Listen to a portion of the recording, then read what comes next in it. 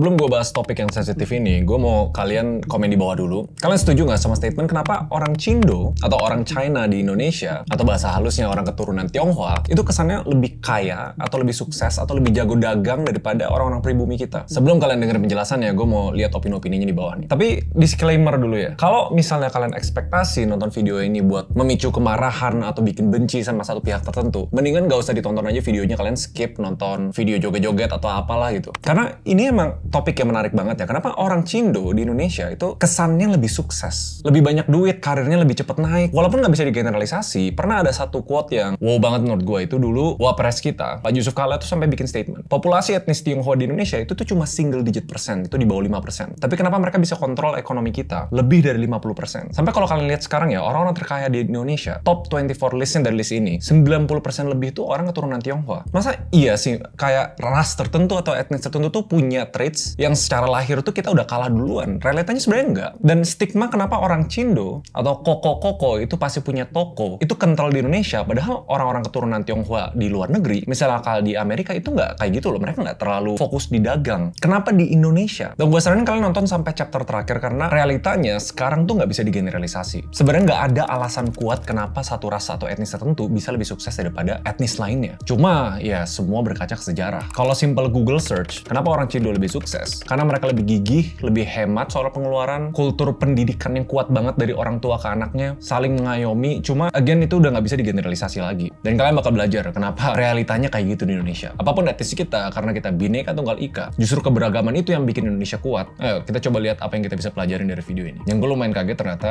muncul dari zaman-zaman penjajahan kita. Kita masuk ke chapter 1, Belanda. Kita harus akuin sesuatu ya, sebenarnya selama beberapa puluh sampai ratus tahun ini tetap ada namanya diskriminasi terhadap etnis tertentu. Kenapa etnis tertentu nggak bisa dapat posisi kerjaan tertentu, diasingkan, aksesnya disusahin, dan kenapa sampai kebentuk etnis tertentu punya stereotip profesi pedagang yang lebih kuat dibanding mayoritas yang lain di Indonesia. Dan gue shout out ke Guru Gembul, pernah ngebahas ini juga di podcastnya Detektif Aldo. Cikal bakalnya yang paling signifikan itu dari penjajahan Belanda. Dan ini ada yang bisa dipelajari. Walaupun kalau berdasarkan sejarah, warga-warga China itu mulai emigrasi dari abad 11 dan bahkan bisa lebih early ya. Itu karena warga-warga orang Tionghoa ngerasa opportunity-nya tuh nggak bisa meresap di negara mereka sendiri, makanya mereka bercabang dan pergi ke negara-negara lain. Ini ada bahkan jalur petanya ya. Jadi sebenarnya udah ada dari lama. Cuma yang benar-benar misahin kubu-kubu tertentu itu sebenarnya Belanda. Dari tahun 18-an sampai 1942, orang-orang Belanda pas ngejajah kita ngeliat kok orang-orang Indonesia tuh kuatnya memang jadi petani, jadi produsen. Kan sempat terjadi namanya tanam paksa, kerja rodi gitu. Cuma waktu itu pas ekonominya lagi mau bergerak, mereka nemuin satu problem. Orang-orang produsen Indonesia atau petani bisa membuat sesuatu tapi nggak bisa ngejualnya. Dan ini jadi problem kalau mau bikin barang-barang itu cepat gerak. Muncullah istilah yang namanya middleman minority. Jadi itu cara negara ngekotak-kotakin atau ngekubuin populasi yang masuk kategori minoritas, ditaruh sebagai perantara. Make sense, soalnya produsen tuh bisa banyak banget. Cuma untuk dia bisa disalurkan ke konsumen, butuh perantara ini yang nyalurin semua barang-barangnya, dan perantara ini nggak boleh mayoritas. Jadi karena emang situasinya kayak gitu, orang-orang Cindo atau keturunan Tionghoa itu ditunjuk sebagai middleman-nya antara penguasa sama kelas pekerja, yaitu bahasa kasarnya pribumi. Ini tuh sebenarnya kayak dua sisi mata pedang ya. Di satu sisi waktu itu mereka bisa kaya dari berdagang, dapat akses ke penguasa, yaitu Belanda, dan dapat akses ke pribumi juga. Dan waktu itu Cindonya itu juga sebenarnya nggak disukain sama pribumi, karena kesana kayak perpanjangan tangan dari kolonial Belanda. Nah, munculnya tuh dari sana. Label pedagang sama diskriminasi itu tuh gara-gara pas penjajahan kita udah dikubu-kubuin. Dan again, kalau misalnya kita mau pelajarin traits dari satu kelompok masyarakat tertentu, kita harus juga tahu sejarahnya dan apa yang kita bisa ambil nih. Dan karena mereka minoritas, susah untuk diterima di mana aja, mereka tuh, ini tanda kutip Cindo ya, punya kebiasaan mencolok, yaitu bikin lingkungannya sendiri. Kalian tahu kan kenapa di setiap negara tuh selalu ada Chinatown-nya sendiri. Jadi emang kental mempertahankan adat dan budayanya. Dan yang terkenal dari etnis China itu ulet dan pekerja keras, terutama di perdagangan. Simpelnya sejarahnya gitu. Ini kenapa di Indonesia ada kubu-kubu diskriminasi sama label pedagang ya dari Belanda. Cuma emang fair ya, kenapa gara-gara sejarah satu etnis tertentu tuh kesannya kayak dikasih privilege atau dianak emaskan, walaupun tanda kutip dibenci sama mayoritas, tapi tetap bisa sukses juga. Dan yang lebih tepat, mereka tuh bukan gara-gara punya mindset pedagang, tapi mereka punya mindset pendatang. Yang kita bahas di chapter 2, minoritas merajai ekonomi.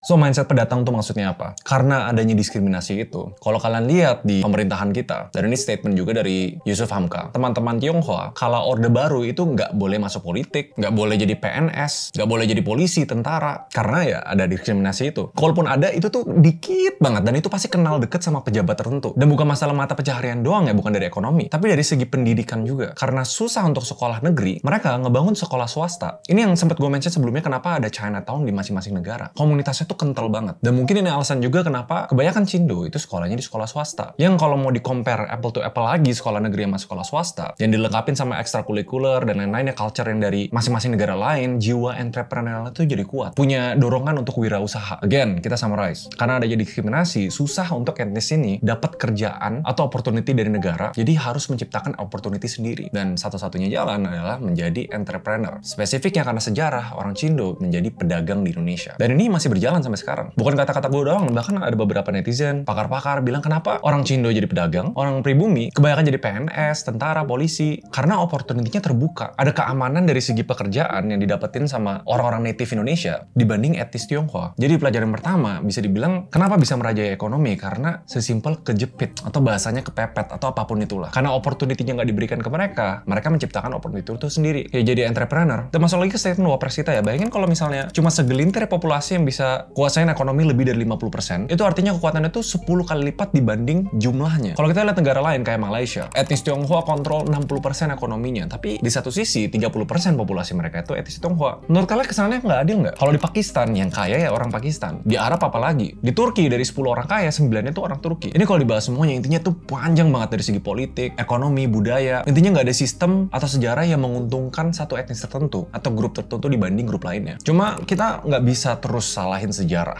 atau sistem negara kita atau opportunity. Kalau kita ngomong traits dari grup tertentu, itu pasti selalu nempel sama apa yang diturunin dari leluhurnya atau culture-nya. Dari keluarga turun-temurun. Kalau dari seluruh video ini yang kita pelajarin apa? Realitanya gitu. Ada sesuatu yang orang Cindo punya yang harus di catch up sama dipelajarin sama warga-warga lain Indonesia. Langsung aja kita masuk ke chapter 3. What can we learn? Menurut gue salah satu poin yang paling penting adalah mereka subscribe. Nggak bercanda. Poin pertama yang gue udah sebut di chapter sebelumnya, yaitu mereka punya mental pendatang. Jadi kan udah terjadi di abad-abad awal. Orang China itu melakukan emigrasi atau keluar dari negaranya untuk cari opportunity di negara lain. Salah satu mindset penting yang mereka punya adalah sebagai warga native dan negara itu, pasti pemerintah akan selalu ngasih opportunity dan pintu yang terbuka untuk warganya sendiri. Tapi kadang emang susah berlaku untuk minoritas yang imigrasi masuk ke negara itu. Simpelnya gini, mental tempe sama mental penjual. Kalau orang-orang native di negara mereka sendiri, itu masih punya mental kayak gampang deh. Ya udah pasti nyari kerja dapet, karena gue di tanah sendiri, masa pemerintah kita nggak mikirin kita. Dan mindset cepat puas itu yang sebenarnya beda banget dibanding warga-warga yang mau nggak mau tuh harus cari cara untuk survive di negara itu. So kalian pasti nggak suka dengernya ini, karena poin pertama, mental pendatang itu artinya mindset lebih gigih untuk berani fight, karena kalau nggak ya gue mati, gue nggak bisa makan. Ini bukan tempat gue harus bikin opportunity gue sendiri. Karena kepepet dan terpaksa, akhirnya kebangunlah mindset pedagang sampai mindset wirausaha. Sayangnya mindset ini tuh sebenarnya nggak boleh cuma ditanamkan untuk orang yang datang, karena kita nggak boleh ngerasa nyaman loh. Walaupun ini negeri kita sendiri, kita bakal diperhatiin sama pemerintah, tapi mindset nyaman itu kayak nggak usah fight lah. Itu tuh yang bikin kita beda dibanding pendatang-pendatang lain. Ironis ya, diskriminasi itu justru yang bikin etnis tertentu punya edge yang lebih tinggi. Ya masuk ke poin 2, kenal uang dari kecil. Dan ini tuh kental banget dari nenek moyangnya. Prinsip paling basic yaitu nabunglah sebanyak mungkin. Kenapa orang-orang Cindo, tanda kutip ya, punya mindset tuh lebih pelit, nggak mau keluarin duitnya. Kalau dapat duit mau langsung gue putar ke dagang atau investasi ke sesuatu yang produktif. Yang pernah dibahas sama Om Ded juga, kenapa orang Cindo tuh sampai nabung 50-60% dari pendapatannya, sedangkan orang biasa mungkin 20-30%. Dan mungkin susah untuk gue jelasin gimana cara relate-nya, tapi ini keluarga-keluarga yang etnis Tionghoa, memang dari orang tuanya. Kenapa sampai ada memes di seluruh dunia, orang China, orang-orang Asian itu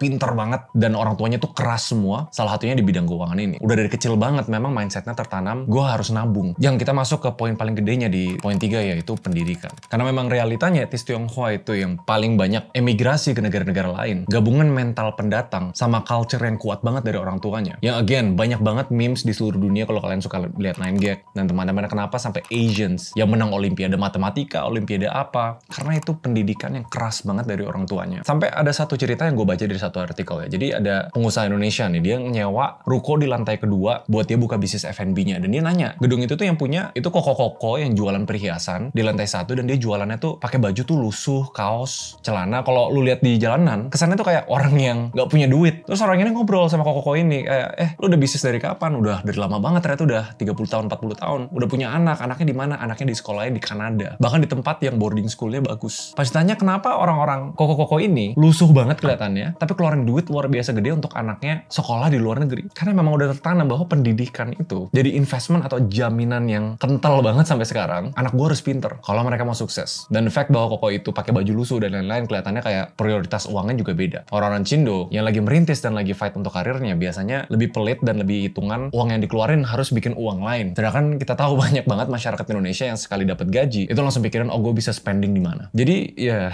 ini topik menarik walaupun gue tahu kontroversial. Cuma traits itu tuh yang sebenarnya di zaman sekarang memang benar nggak bisa digeneralisasi lagi. Nggak ada situasi eksternal yang mengharuskan atau memberi satu etnis tertentu panggung yang lebih gede. So, kalau ditanya apakah kedepannya bakal gini terus? Jawabannya adalah ya enggak, belum tentu. Karena sekarang pas semuanya udah mulai merata, udah nggak ada dorongan dari penjajahan, dan pelan-pelan ke depan diskriminasinya makin nggak ada. Everyone have the same chance. Intinya apakah kalian bisa punya mindset yang sama untuk gigi, untuk fight, invest di pendidikan sebanyak dan sekental keluarga-keluarga dari Tionghoa? Itu nanti yang kedepannya bakal jadi penentu. Mungkin videonya ini bakal direvisi, bukan kenapa Cindo lebih sukses, tapi diubah ke kenapa orang yang XXX lebih sukses. Itu aja dari gua. See you guys in the next video. Bye-bye.